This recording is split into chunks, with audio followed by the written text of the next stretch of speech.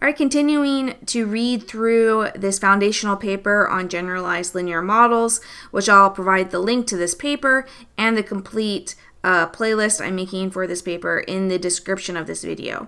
Right now, we are talking about equation number 4, which says that from 2, we obtain that alpha of phi times the second derivative of g equals the alpha phi squared times the variance of z, and then we have this result here where v is just the variance of z if this alpha of phi is 1 or is unity.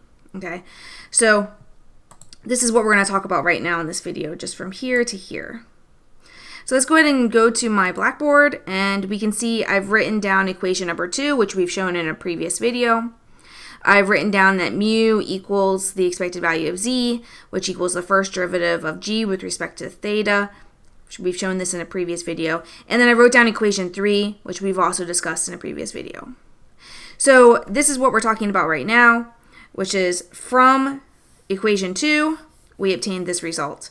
So let's go ahead and start with that. We'll break this down one at a time, each statement at a time. So let's start with this first statement here. All right, so let's start with equation 2, and I'm going to color code the left and left and right side.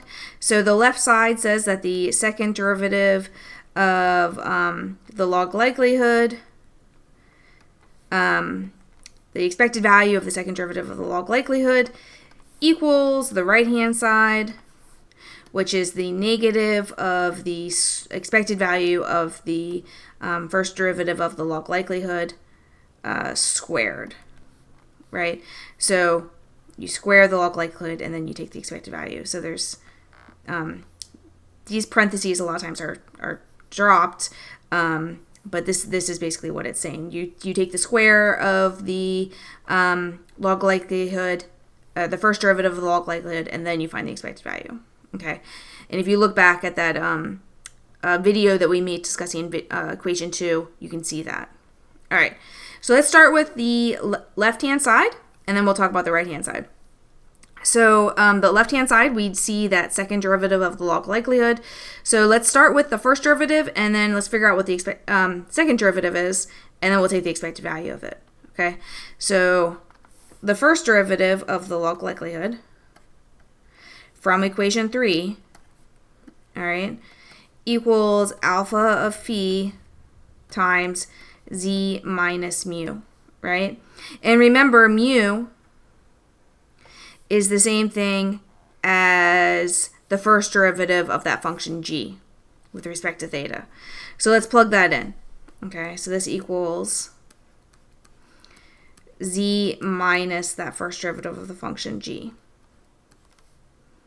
All right, and then also, since I'm going to find the second derivative, let's go ahead and distribute. Okay, so alpha of phi times z minus alpha of phi times g prime of theta, the first derivative of g with respect to theta. Okay, so this is the first derivative.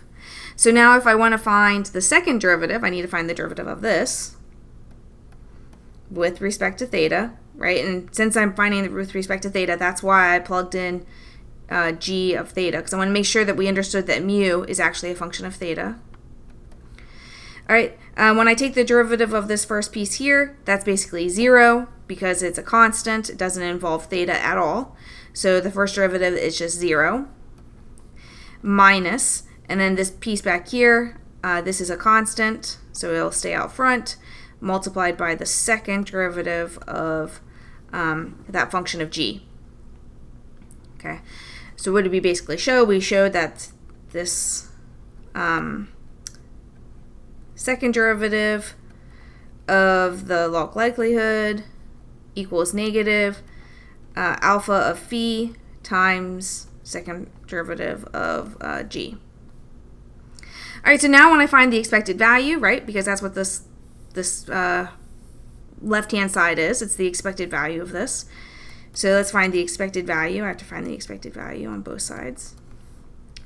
Okay, this does not involve z, so the expected value of a constant right? Remember, our only random variable is z. So the expected value of a constant does not involve z, would just be itself, right? So the expected value of the second derivative of the log likelihood, let me write that. Second derivative of the log likelihood equals negative alpha of phi times the second derivative of g with respect to theta.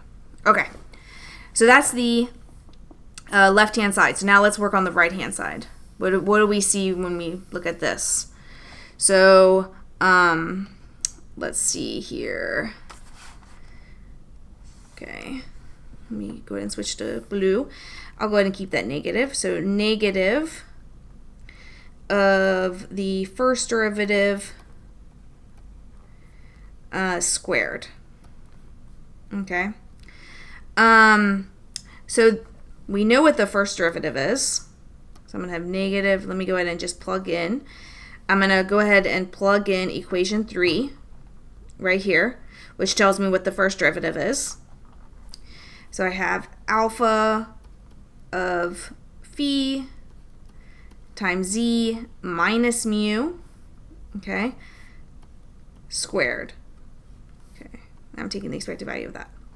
So now let's go ahead and I'll square this piece and I'll square that piece. Negative, the expected value, so let's see, I'll have alpha of phi squared and then z minus mu squared. Okay, so this piece here does not include z, so it's basically a constant, and I can pull it out of the expected value.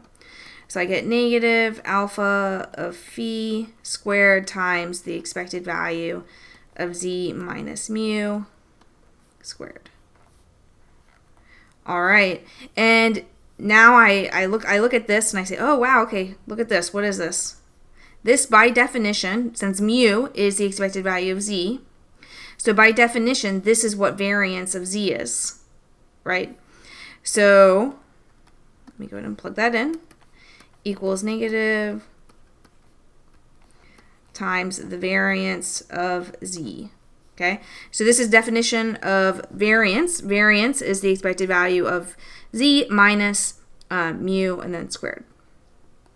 Okay. All right. Let me go back up. So we have now I can go ahead and set these two sides of my equation equal to each other. Okay. So let me do that here. So remember, these two,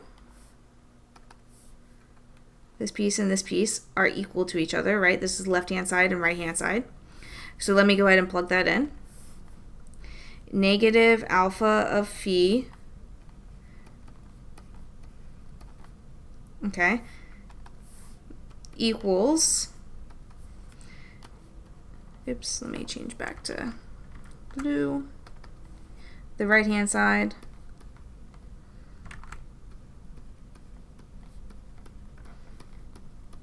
okay. All right, and then if I multiply both by the negative, the negatives basically drop, right? So I can just delete that. And this right here is this first statement right here. All right,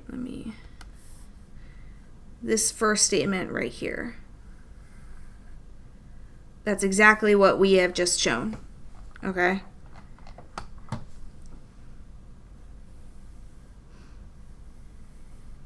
All right, so then going to equation 4, to get from here to here, all I need to do is basically solve for the second derivative. So basically divide both sides by that alpha of phi.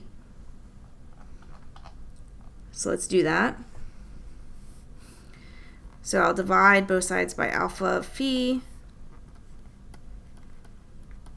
Okay, and I'll get the second derivative of g with respect to theta equals, so the square will basically cancel. I'll still have 1 alpha of phi times the variance of z. Okay, and so this is what equation 4 said. All right, then they called this V. All right. So that last statement, let me scroll back up. So they called this V, and they said, say, so V is the variance of Z when the scale factor is unity. So let me go ahead and write that down a little more discreetly, or a little clearer. So basically, if alpha of phi equals 1, then we have the second derivative. This is 1, so equals the variance of Z.